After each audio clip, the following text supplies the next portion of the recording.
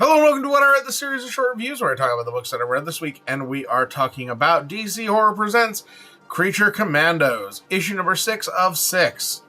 Written by David Dastmalchian, art by Jesus Hervas, colors by Alex Guimarães, lettered by Ferran Delgado, and covered by Tirso.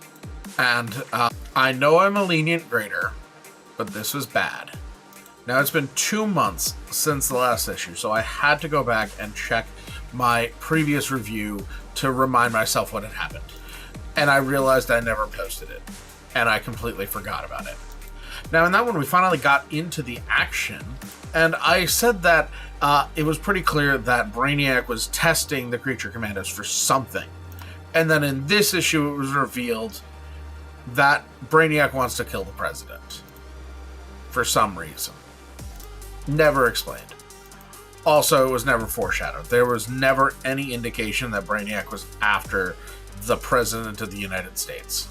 Also, slightly unrelated, wants to kill the President is so overplayed, it's really hard for me to connect with that as like a motivation for your bad guy.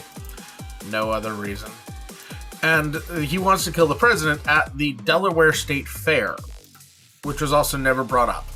And it makes for a good spot to do a freak show bit, but really not a lot comes out of it because they're trying to push the plot forward. So they save the president, and then they're on the run. One of them has a memory flashback to something that should be meaningful but wasn't. And then Zatanna does a Deus Ex Machina. My dog threw up in the middle of that, and I'm keeping the take.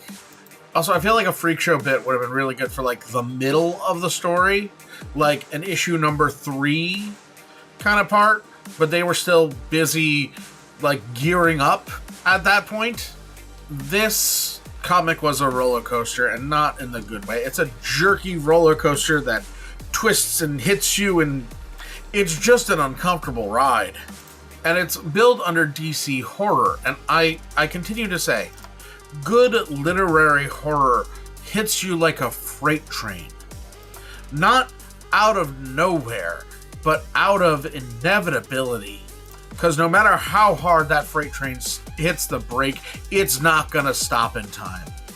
And even if it does feel like it came out of nowhere, you should be able to look down and see the tracks and know it was always going to happen. And that is not what happens here. So I'm giving this a D. God, I hope the rest of the books this week are good. I really hate giving out bad grades.